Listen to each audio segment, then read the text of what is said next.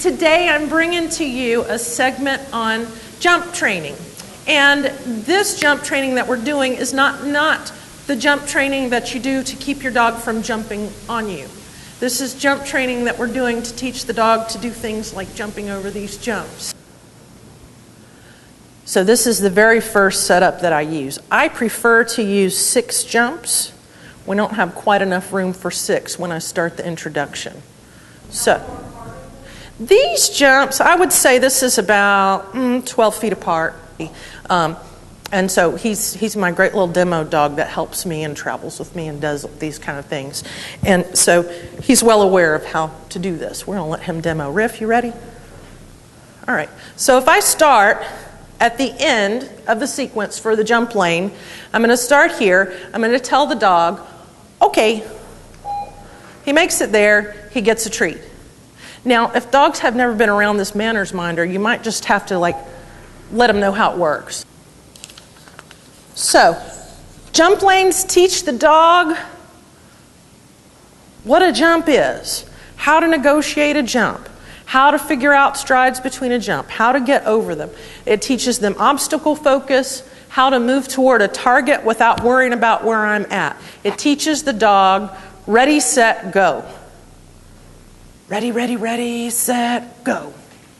All right? So it teaches the dog all of those things. From about the time he's 8 months, well, he's staying around his elbows when he's 8 months. It's not until he's about a year that I will try to jump him the height of his withers. Okay, I've got a question about surfaces. What surfaces do I jump on? I prefer to jump outdoors on grass. That's my preference. I know a lot of geographical areas that's kind of difficult.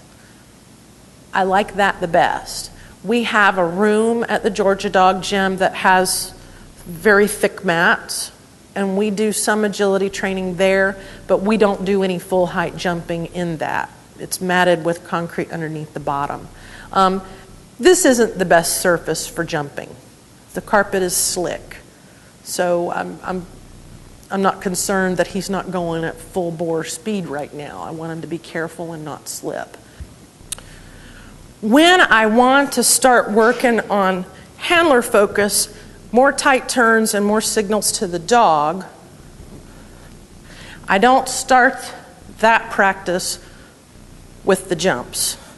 I start that practice just on the clear ground. I don't even need any jumps to do it. I want to teach the dog a language for handling so that he knows at any given time what it is that we're doing and where we're going.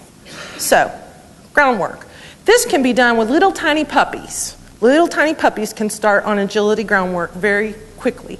The first thing I want to teach the dog is close and side. Close means you're on the right of me. Side means close means you're on the left of me. Side means you're on the right of me. I'm directionally challenged, so you'll see me say other right.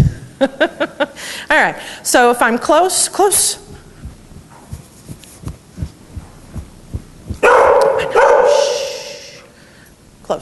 Walk with the dog close, run with the dog close. What I want the dog to understand is that he's not to switch sides on me until I tell him to. When you're close, you're over here. And you're over here until I tell you different. All right, side. So I want a side.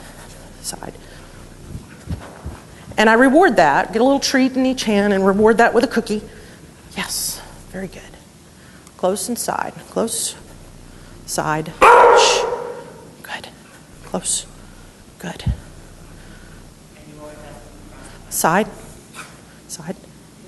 All right. Get in. Lie down. Stay. Okay. Around.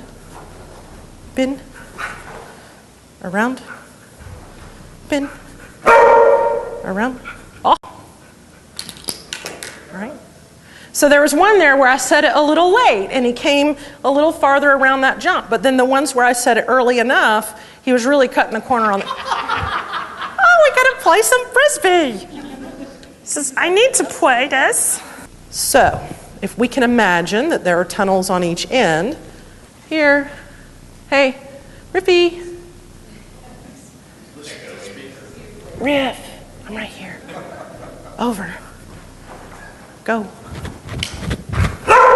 Go. All right? So if he were going through the tunnels and coming out, we'd have a whole lot of speed going there, wouldn't we? You're very good. It is not. It's not something she asked, is this something I would set doubles and triples up with?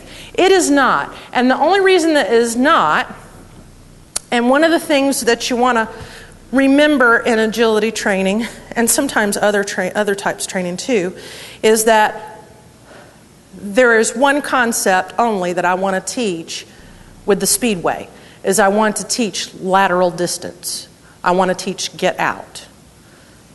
So the dog runs the speedway. I set the jumps farther apart. The dog runs the speedway again. Go. That when I have those elements, when I can tell the dog,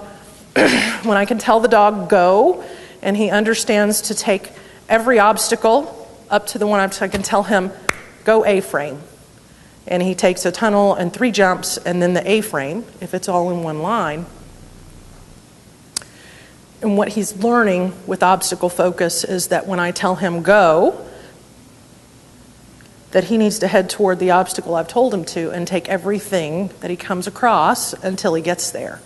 So when I run agility, there are what I call on the course marker or anchor obstacles. So I'm not calling out every obstacle name. If it's a pretty straight shot over there, then I'm telling him go to whatever it is that's over there that he needs to do. All right, so I don't hold the dog, when I do this, I don't hold the dog by the collar. All right, so gets the toy, yes, we throw it. I'm pushing back, ready, and I want the dog pushing into me. You see him? Did you see him turn on when I said that? Ready, set, go. Yeah? So if I can teach the owner to do that with their dog at home, and then when they come to class, I can put them on the jump lane. And we back chain the jump lane that way. We can back chain a whole sequence that way. Off, off, to this. Ready? Get it, ready, get it. Oh. Here. I want the dog to be jumping off. Get over here. Lie down. Ready? Get it. I want the dog to be jumping over my legs at first. Come here. Bring it off. Here. I want the dog jumping across my body. I'm right-handed, so we go from left to right across the body. Because my legs are right here in the middle, the dog has to jump as he catches. Here, ready, go. You're too close, aren't you? He says, I'm too close for this. All right. Let's get you farther back. Back, go. Here. Go. Go. Lie down. Lie down. Off. All right, here we go. Ready, set, go. Here, go. There we go.